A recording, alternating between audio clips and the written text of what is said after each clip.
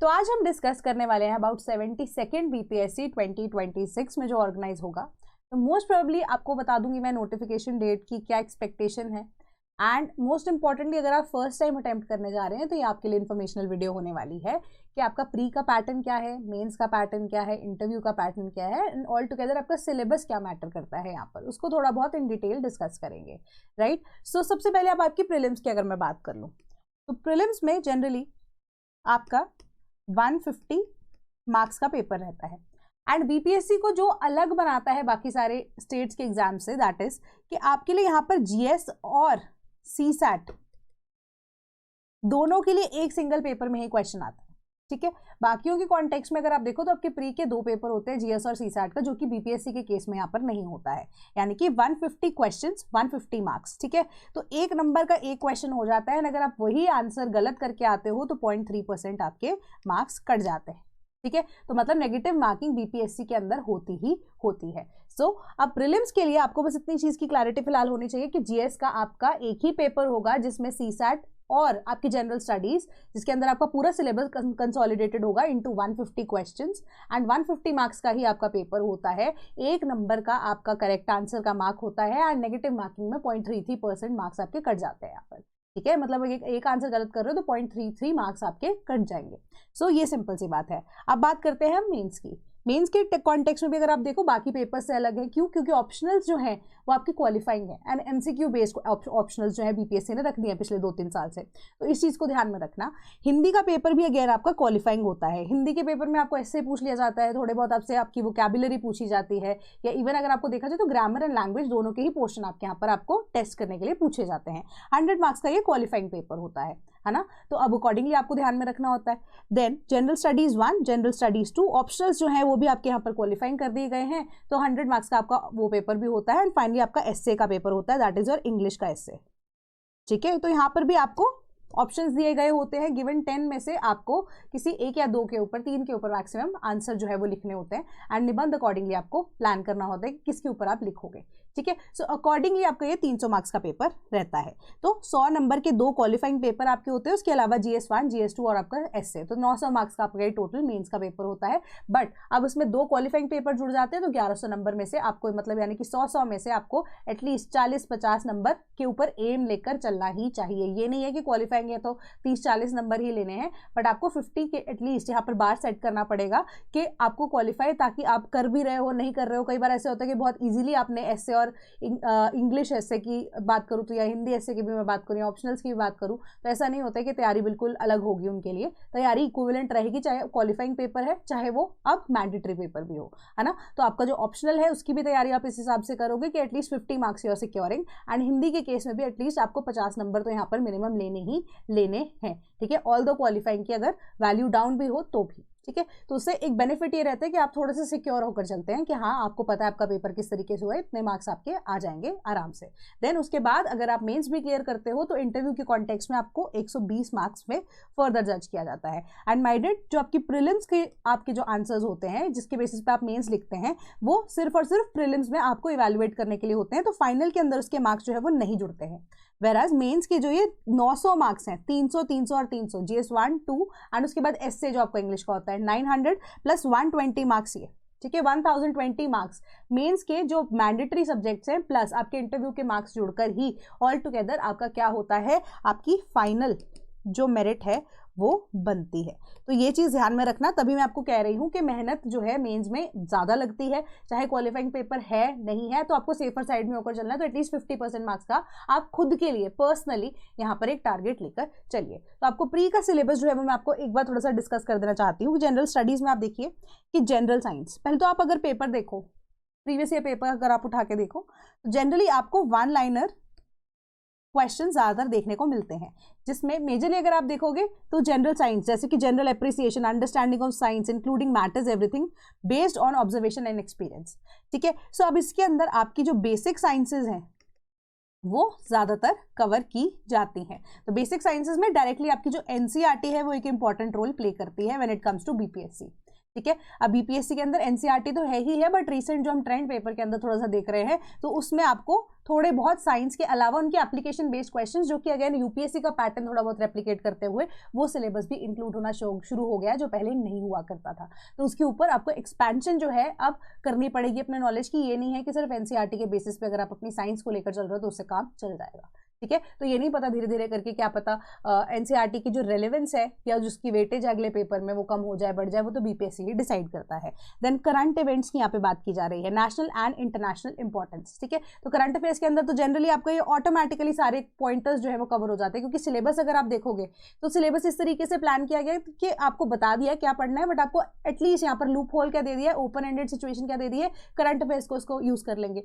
अब बेस्ट अगर मैं आपको एग्जाम्पल दूँ यहाँ पर के सपोज कीजिए कि कोई भी आपको इंटरनेशनल रिलेशन जनरली आपके इसमें सिलेबस में कहीं पे नहीं गिवन है ना, तो यहाँ पर आपको जो सिलेबस है वो history, geography, Indian polity, economy और इंडियन नेशनल मूवमेंट के साथ डील करता है एंड साइंसेस के साथ डील करता है। बट आपको कोई मिलिट्री एक्सरसाइज या इवन की WHO के ऊपर कोई कुछ क्वेश्चन आ जाता है, वो कुछ भी हो सकता है, तो अब है तो आपका इंटरनेशनल रिलेशन का ही पार्ट वो, ठीक है, बट वो आपकी करंट इवेंट्स एंड हैपनिंग्स के साथ रिलेटेड होगा। तो इस तरीके से आपका जो सिलेबस है आपको तैयारी जो है almost at par with UPSC करनी पड़ती है, ठीक है। ऐसा नहीं है कि तैयारी आप अलग से करेंगे।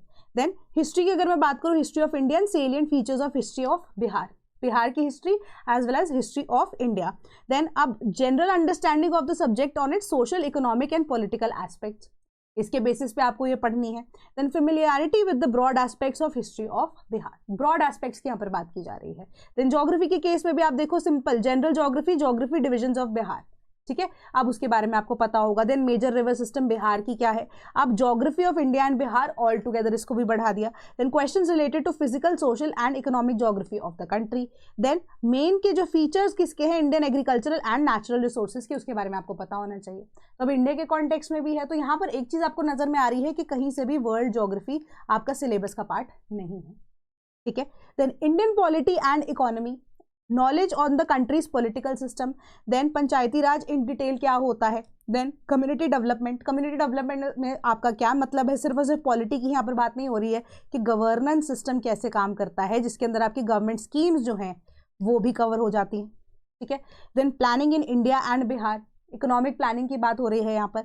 And then major changes in economy of Bihar in post independence period, 1947 से लेके अब तक 2025 या इवन की 26 की भी हम ऑल टुगेदर बात करें, क्या क्या चेंजेस आए हैं इकोनॉमी के अंदर, क्या क्या डिसीजंस लिए गए हैं, इकोनॉमिक पैटर्न किस तरीके से चेंज हो रहा है, क्या क्या आपकी गवर्नमेंट स्कीम्स हैं इकोनॉमी के लिए, प्लानिंग डेवलपमेंट के लिए, वो सारी चीज़ें कवर हो रही हैं।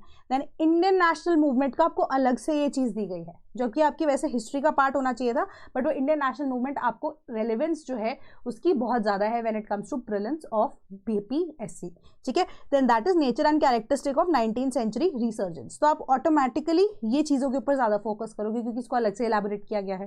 Then growth of nationalism and attainment of independence, role of Bihar in the Indian freedom movement, ठीक है। तो इसके बाद आपको जो 140 क्वेश्चन जो हैं जनरली इस जीएस से ही आते हैं, ठीक है। देन 10 क्वेश्चंस के आसपास आपकी general mental ability, questions assessing general आपकी मेंटल एबिलिटीज के अंदर आपकी लॉजिकल रीजनिंग आती है एंड मेजरली आपका मैथ्स वाला पोर्शन आता है 10th लेवल तक का, ठीक है। तो अब इतना भी ज़्यादा डिफिकल्ट मैथ्स यहाँ पर बीपीएससी में नहीं पूछा जाता है। एंड इवन की जीएस की भी अगर हम बात करें तो मैंने आपको पहले ही बता दिया कि 1 लाइनर क्वेश्चन जनरली एक्सपेक्टेड होते हैं हमें कि पूछे जाएंगे, बाकी बीपीएससी का पैटर्न किस हिसाब से चेंज होता रहता है वो कई बार सबके लिए सरप्राइज रहता है ना। तो अब हर एक पॉसिबिलिटी के लिए प्लीज़ आप ओपन रहिए, है ना। तो इस चीज़ के बारे में थोड़ा सा ध्यान से सुनना। देन अब आपके मेंस के अगर पेपर की मैं बात करूं, 2 आपके पेपर होते हैं जीएस के, ठीक है। जीएस का पेपर में स्पेसिफिकली जीएस1 कवर कर रहा है आपका history, culture.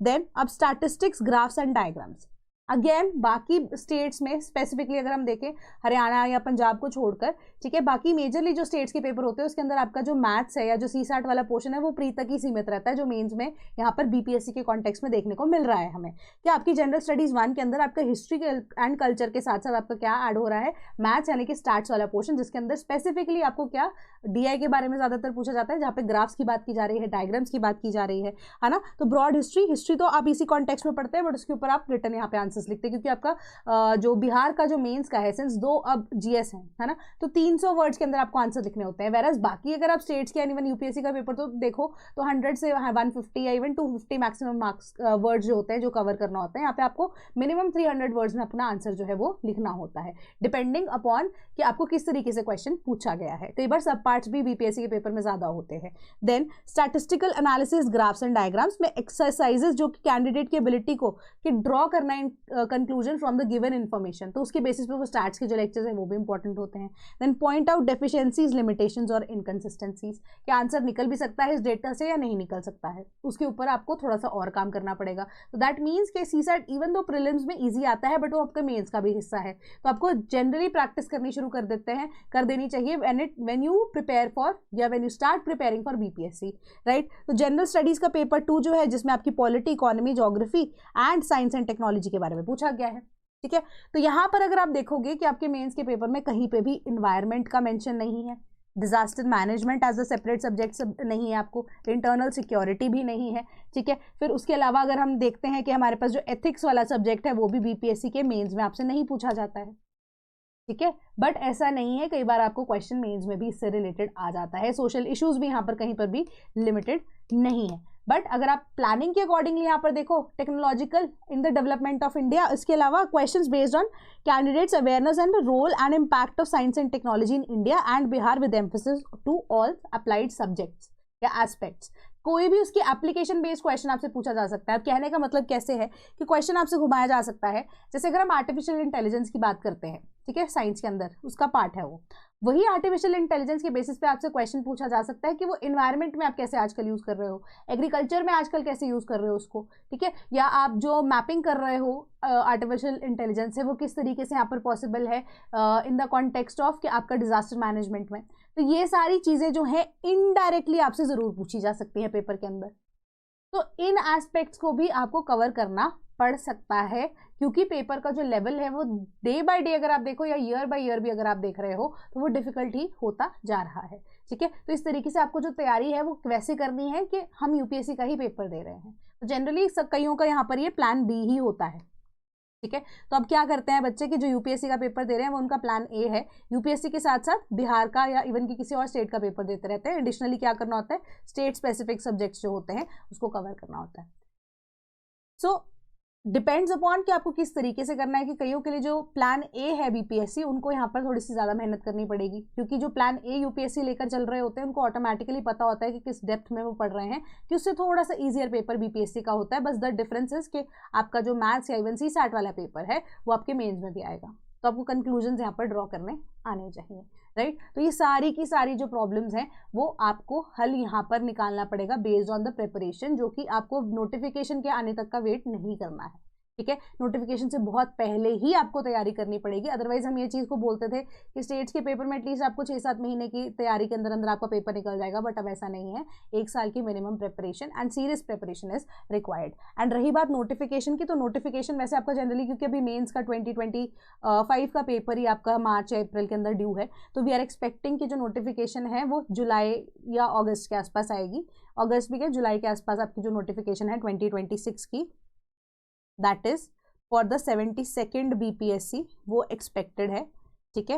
And 72nd BPSC की जुलाई के आसपास नोटिफिकेशन एक्सपेक्टेड है, एंड आपका पेपर जो प्री का है वो सितंबर के आसपास एक्सपेक्टेड है कि कंडक्ट हो जाएगा। तो उस टाइम पे आप देखिए कि नोटिफिकेशन के बाद तो बिल्कुल ही टाइम नहीं बचेगा तैयारी का, है ना, कि अगर आप नोटिफिकेशन की वेट करते रह गए फिर तो 1 महीने में कहाँ आप सिलेबस कवर करोगे, कहाँ आप टेस्ट लगाओगे, कहाँ आपकी सारी जो चीज़ें हैं वो कवर हो पाएंगी, है ना। फिर आपको करंट अफेयर्स भी पढ़ने होते हैं एंड मल्टीपल चीज़ें यहाँ पर हैं जो आपको कवर करनी होती है। तो इसके अकॉर्डिंगली आपकी जो प्लानिंग है वो यही है कि आपको प्री प्लान करके चीज़ें करनी है ना। तो स्टेट पी6 का मतलब ही यही होता है कि नोटिफिकेशन के टाइम के बाद आपको ज़्यादा टाइम फॉर प्रिपरेशन दिया ही ना जाए।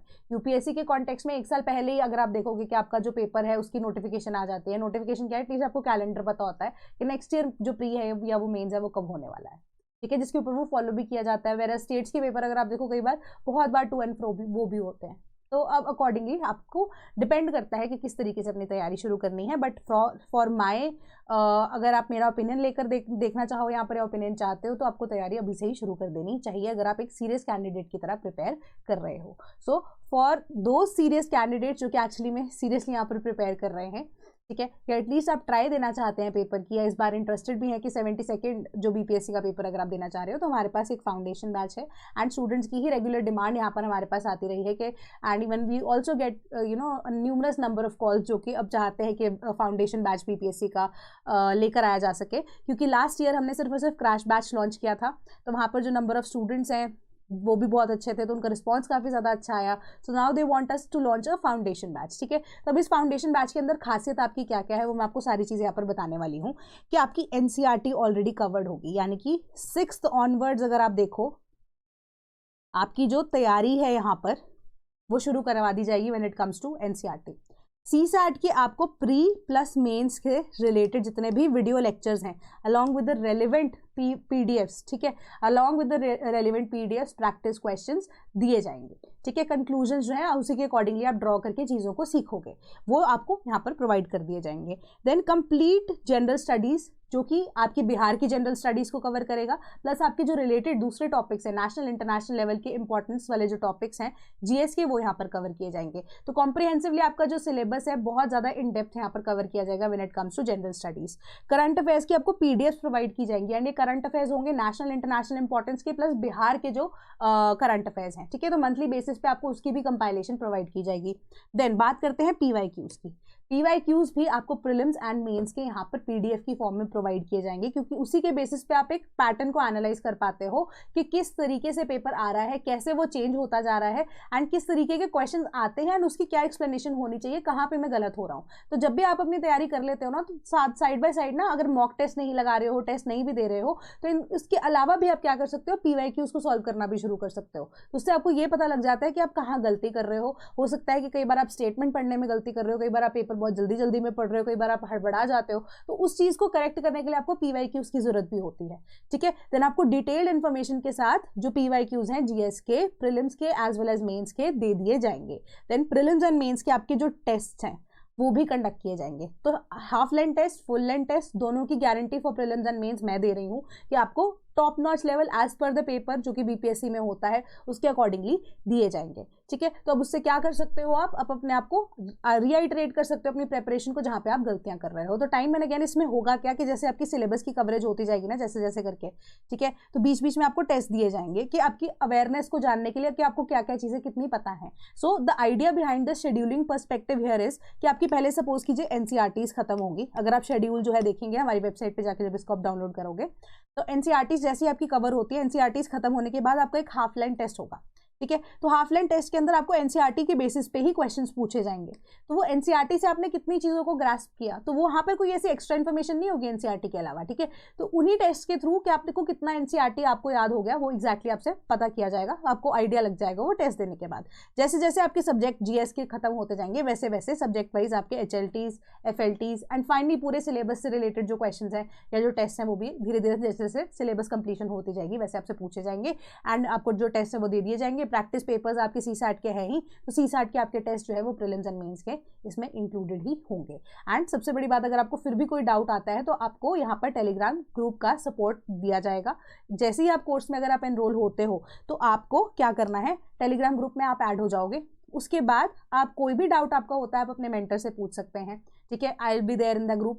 ठीक है, उसके बाद आपको कोई भी प्रॉब्लम वैसे आती है तो आप हमारे टोल फ्री नंबर पे कभी भी कांटेक्ट करके टीचर से डाउट पूछ सकते हो। ठीक है, तो आप मेल भी हमें कर सकते हो अगर आपको कोई डाउट होता है। आपके पास जो हमारे पास डिस्कशन बोर्ड होता है वहाँ पर आप अपना डाउट पूछ सकते हो। तो मल्टीपल चीज़ें हैं या मल्टीपल तरीके हैं जिससे आप अपने डाउट की क्लैरिटी कर सकते हो। बट एक और एडिशनल चीज़ यहाँ पर यही है कि जब भी आप अपना डाउट पूछ रहे हो तो उस डाउट को कंसाइज मैनर में फैकल्टी, क्योंकि we guys are always available for you, ठीक है, उसको एक कंसाइज मैनर में यहाँ पर बता के लिखिए कि ये मेरे डाउट्स है ना, तो उसके अकॉर्डिंगली आपको उसका आंसर भी दे दिया जाएगा। सो सीरियसली यहाँ पर प्रिपेयर कीजिए, अच्छी डायरेक्शन में जाइए। ठीक है, कि इवन वी ऑल्सो वांट्स कि हमारे स्टूडेंट्स जो है उनका एक फ्यूचर जो है वो सेट हो गया है ना, तो अब एक अच्छा रैंक लेकर आना या पेपर पास करना अपने आप में ही एक बहुत अचीवमेंट है, बहुत बड़ी अचीवमेंट है। ठीक है, सो उसी तरीके से तैयारी कीजिए कि आप फाइनली कुछ ना कुछ यहाँ पर अचीव कर पाओ। सो उसी से रिलेटेड मुझे आपको ये बात बतानी थी। अगर आप ये बैच में इंटरेस्टेड हो तो अभी जो हमारा करंट प्राइस चल रहा है दैट इज 11,999। कोई भी अगर एक्टिव कूपन कोड, सपोज अभी 5 जनवरी तक हमारा कोड जो है ब्लेसिंग्स, ये कोड अगर आप यूज करते हो तो आपको 5% डिस्काउंट यहाँ पर मिल जाएगा डायरेक्टली इस प्राइस के ऊपर। तो आपको काफ़ी सस्ते में फाउंडेशन बैच यहाँ पर अवेलेबल हो जाएगा। सो अकॉर्डिंगली आप अगर अपना प्लान कर सकते हो batch, you most welcome to become a part of the sleepy family, कि आपको जितना भी कोर्स की सेटिस्फैक्शन हम दे सकते हैं हम आपको देंगे, providing you with the latest content, latest lectures. And ये जो लेक्चर्स होंगे ये इन डेप्थ होंगे as per the UPSC pattern, ठीक है। पेपर आपका बीपीएससी के पैटर्न के अकॉर्डिंगली यहाँ पर कवर किया जा रहा है, बट जो लेक्चर्स की डेप्थ होगी that will be equivalent to that of UPSC, ठीक है। तो इससे आपको यहाँ पर फायदा क्या होगा, आपको मोटिवेशन और जागेगी कि आप यूपीएससी भी दे सकते हैं, है ना। तो आप यहाँ पर क्या कर रहे हो कि आप बीपीएससी की तैयारी भी कर रहे हो बट आप यूपीएससी की तैयारी भी कर सकते हो साइड बाय साइड। तो आपके लिए आसान होगा चीज़ों को यहाँ पर समझना, ठीक है। So see you all on the other side. That is all from my side today. Thank you so much. And कोई भी डाउट है रिलेटेड टू द बैच या फिर टू द सिलेबस या किस चीज़ों के ऊपर आगे मैं आने वाले टाइम में वीडियो बनाऊँ, प्लीज़ आप अपने सजेशंस मुझे कमेंट बॉक्स में ज़रूर बता सकते हैं। तो I will be there with the videos जो कि आप चाहोगे। So that is all. Thank you so much.